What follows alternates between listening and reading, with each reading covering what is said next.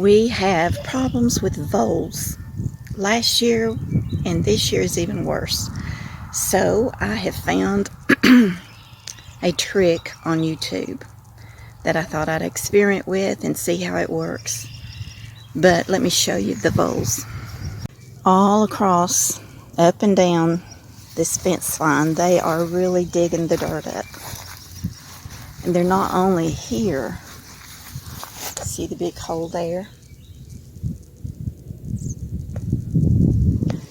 Not only here, but they are in our landscape too. Another big hole. So this is a trap that I've rigged up with just a plastic garbage can, and I filled it about 1/3 of water. And I took a coat hanger and cut it in two and put holes on each side of this can and stuck it through. I drilled holes on the side of this bucket here on each side, and the can will just spin. So I put peanut butter on this can. So the idea is I got to put these sticks up here to give them something to climb on. That one just fell down. Anyway, I put some boards here to give them something to climb up on to get in to get the peanut butter.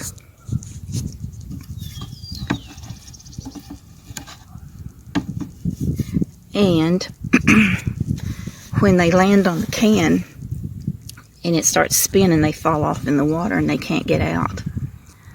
So we're setting this one up tonight and we'll see how it works. I'll check it in the morning.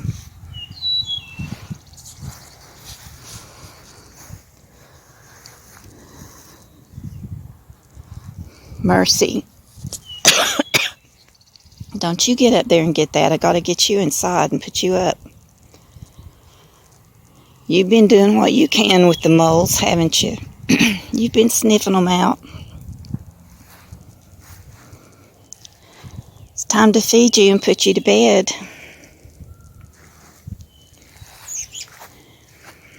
Daddy's over there. He took the convertible out for a little ride to warm the motor up. And you're just giving me some loving. What? It's getting cold again. Yeah. The sun's about to go down and it's getting cold again. Alright, let's go feed her. The only problem I can see with this is we have other varmints that come around through the night. Possums, raccoons, coyotes. And they like peanut butter too. So, I don't know what I'll find in the morning. We'll see. Well, the trash can and boards are still up, so no possum knocked it over last night. Let's see if there's anything in it this morning. Hi, Skipper. Hi, Nico. Y'all ready for breakfast? Let's check this bucket out. Nothing is in it. I'm going to move it to another location because when I let the cat out, she hangs out down in this area, so I'm going to move it up to the landscape area.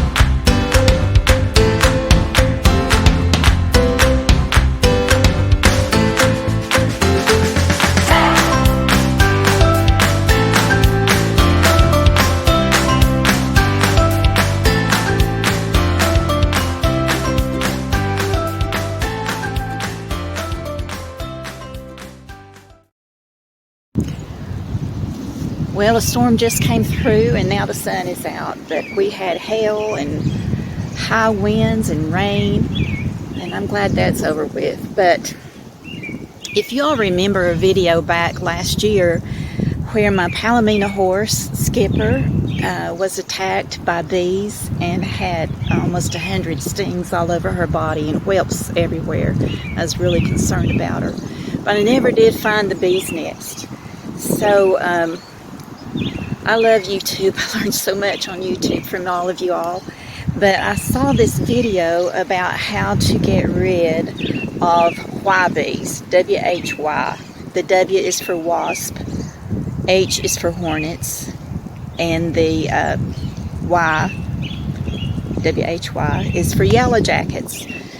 And this method says it will not harm honeybees, that the honeybees will not take to this juice. So what the idea was is you take some apple juice and just like the 2-liter size bottle or whatever size that is, and you pour half of it out. There goes plain. Half of it out. Add 2 teaspoons of boric acid and get the kind that's like 99% boric acid, and mix that in with half of that juice, and then fill the rest of the bottle up with water. Then you take a soda can and pour the juice into the soda can and put a little stick in the hole so the bees can go in and get the juice, but the stick will allow them to climb back out. And it will kill those bees, the wasp, hornets, and yellow jackets. But the honeybees supposedly will not eat the juice. So I'm going to try that. And this guy on YouTube said that it would kill the bees within a half-mile radius. And it will take a couple of weeks. And early spring, the first bees that come out are the queens. So if you can get the queen to drink the juice, you're really ahead of the game. But anyway, this is the 1st of April, and I went ahead and set some cans out, and so we'll see how that works.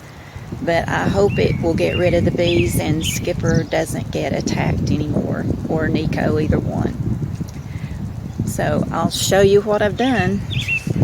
Well, the first can I put up was in a flower pot under a tree, but it didn't work, and I'll show you why. I put the tin can in this flower pot with the fruit juice and the boric acid for the bees. Came down here this morning to check it out, and it's gone. But I found it under the tree line up through here, and here's what it looks like. Something really got a hold of that. This is the next can I put out, and I put it on a string and hung it up high on the arbor, and you can see the stick here out of the can. I have to reach up high to get it, but the reason I did that is maybe a possum cannot crawl up this arbor and get to the can, and so far it's still there. But the bad news is it's still full of juice. So I don't think the bees have found that one yet. Here's another can that I hung up next to the outhouse. We call it the outhouse. It's really our garden shed where we keep all of our garden tools in there. So let's see if it's still full. Yep, it's still full. No bees have found it yet. And then the other one is over here behind the strawberry bed, which I've got to weed out. And what I did on these is I just drove a nail into the side of this big post and put a hole in the side of the can to hang it on. But, oh, there was a little bee on there. But we've had so much rain, there's less in this one, that it might have rain down in it instead of juice. So I may have to change that out. This cold snap we're having, I think, is dogwood winter. Our dogwood is starting to bloom out now. It's beautiful when it's in full bloom. Look at this beautiful dogwood blossom. The wind blew it off the tree right here. That one's in more bloom than what the pink one is. But isn't that pretty? So pretty. Let's go check on the horses and see if they're in the barn. I saw them in here when it was hailing. Well, actually, I saw them out here in the paddock area, just standing in the hail. I don't know if it felt good to them or what, but they must be back in the pasture. They're not out here in the barn. Nope. I'll go ahead and get their hay nets down and get those filled up for the evening feed. Little Mercy came back out to see. Mercy. Hey, Mercy. Our vole trap didn't work out too good, did it? No, it didn't. Say, I'm the best vole catcher there is. Yes, I am. And look who came up here to see me while I was working on the hay. Skipper. Hi, pretty girl. How did that hail feel on you? Huh? How did that hail feel on you? It's not supper time yet, but it will be in a few hours. Okay? No, there's no feed in there. Okay? You doing okay? No more bees after you? Your belly got better, didn't it? That big knot on your belly. Oh, look who else is coming up. Come on, Nico. Come on, Nico. Here he comes. Come on. I put you a snack down there. I put you a snack down there. All right. Did you get the hail on you too? I saw you out there swaying in the wind and the hail.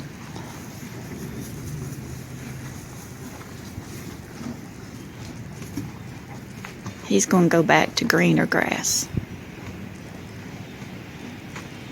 You guys, it's not supper time yet. It's just midday. But you're breaking my heart, so I'm going to give you just a little bit of sweet feed. Is that okay? Here you go.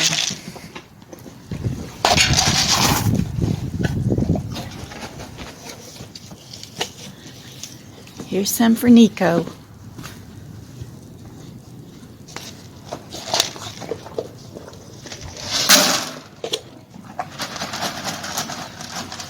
All right. Y'all are going to have to be satisfied with that till supper now. And if it ever quits raining and the ground dries up enough, we'll get this garden tilled back up. The romaine lettuce I planted in fall is coming back up. Look at that. And I got a few turnips over here that I didn't pull up yet. So I need to get those up this week. Hey y'all, welcome back to the kitchen.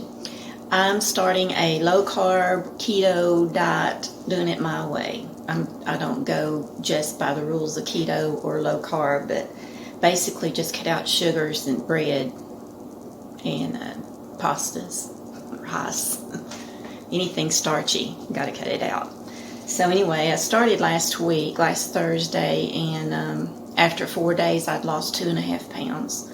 So I'll weigh again at the end of this week and see how I'm doing. But I thought I would just show what I'm eating, because when I started diet, where people have been successful at weight loss, I'm always asking, what did they eat? Because it's a big adjustment. You know, you got to prepare what you're going to eat. So I thought I'd just show you along as I'm on the diet what I'm eating, and maybe it will help some of you too. But a friend of mine is doing it. We're doing it together. She's going to have surgery, and she wants to lose 25 pounds before she has the surgery. So I told her I would help her out. We'll be a buddy and keep each other accountable and motivate each other, so we're doing it together. But today's breakfast, I'm just going to make a cheese-crusted veggie omelet and some bacon. So I'll show you how I make that. Now, my cousin Bobby taught me how to make this, and it's delicious. Joe and I are going to share this. So I've got 2 eggs. I'm going to put a little bit of heavy cream in here and whip those up. And I've got some butter melting in the skillet. And once the eggs are ready to fill, I'm going to fill it with what I had in the refrigerator. I had a little bit of green pepper, some onion, spinach, and some coleslaw mix. So that's going to be the filling for the omelet. And over here, well, I put butter in it, but I didn't turn it on. Turn it on medium. So when this butter melts, I'll put the eggs in. Okay, the butter's melted, and I just swirled it around to make sure the entire bottom is coated with the butter. And I'm going to whip this up a little bit with the heavy cream.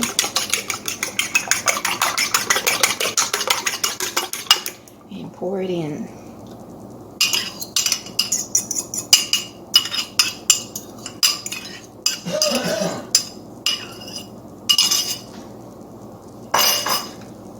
A little bit of Himalayan pink salt. And a little bit of cracked black pepper.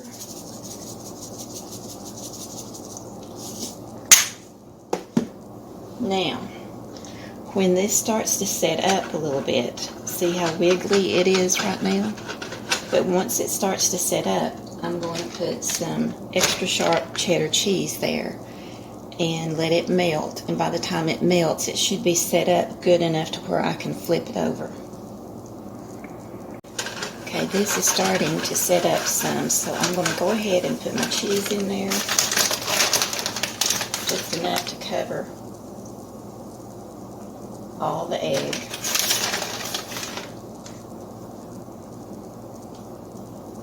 When this cheese melts and I flip it over, it's going to create a nice crust on the bottom of that omelet.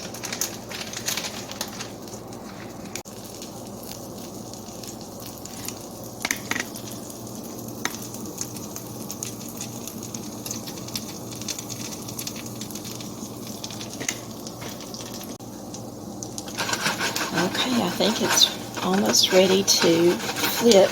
The cheese is mostly all melted. Now, when Bobby was here visiting, we had fun just flipping it up in the air and catching it. Sometimes it worked and sometimes it didn't. I'm not trying that today. So I'm just going to try to flip the whole thing with my spatula. Doesn't that look nice? Now it's time to add the fillings.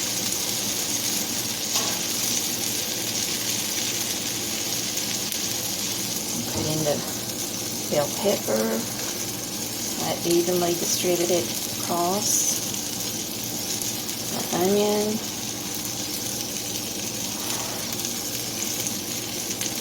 This is a good way to get your vegetables in, adding it to an omelet. The coleslaw mix, a little bit of spinach.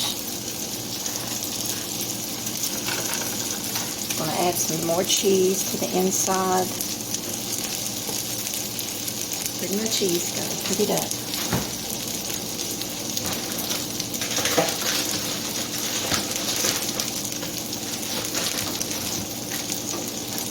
You know what? I have some pepper jack slices, and I'm going to put pepper jack in the middle.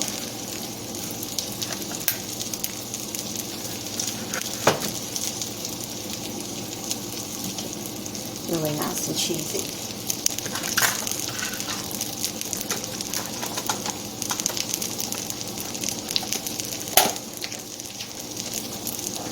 Now I have bacon that I made the other day in the oven, so I'm just going to heat that in the microwave and fix Joe a piece of toast. Now on the vegetables, if you don't like eating them raw, you can certainly saute them beforehand in a little olive oil or butter and make them soft, but I like the crunch of the fresh vegetables.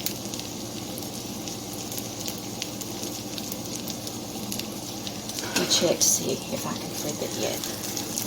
Oh yeah. See if I can get this over. Press it down. Let that cheese melt in there. Some of this will come out, but that's okay. Doesn't that look delicious? Okay, I think it's ready. The cheese is starting to melt some there. Look at the crust on the bottom. Like I said, Joe and I are going to have this. And it's really filling.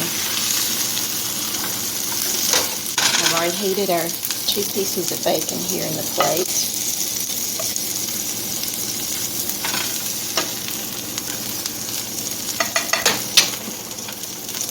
Those vegetables in here.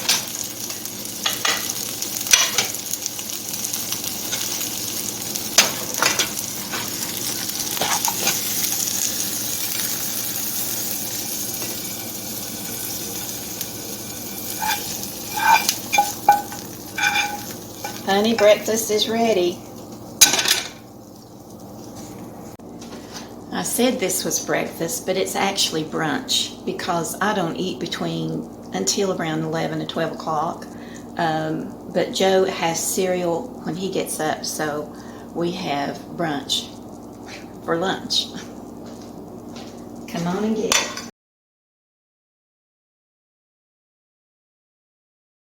So tonight I'm going to church. We have revival services starting tonight, so I wanted to go, and Joe's gone to his men's prayer group that meets once a month. So he just left for that, and I'm just heating up some fish I made earlier, some baked fish, and I'll put the recipe in the description how I made that. Now it calls to put Ritz cracker crumbs on top, and I did that on Joe's, but the one I ate didn't have the cracker crumbs on it, and it was good.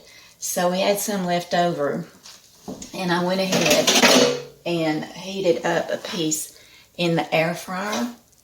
So I'm going to have that along with some bacon wrapped asparagus, and I've got that in the oven, and it blacks about 1 more minute and it will be out. So I'll show you what it looks like when it comes out. I just took it back out of the oven. I think the bacon's pretty much done now, so I'm just going to drizzle some of this balsamic reduction over each piece.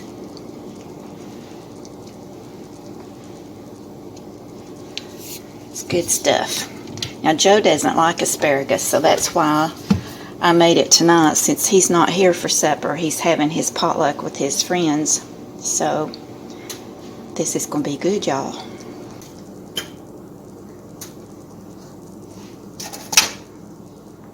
Okay, I told you this has Ritz crackers on top, so I just scrape the crackers off. And don't eat those.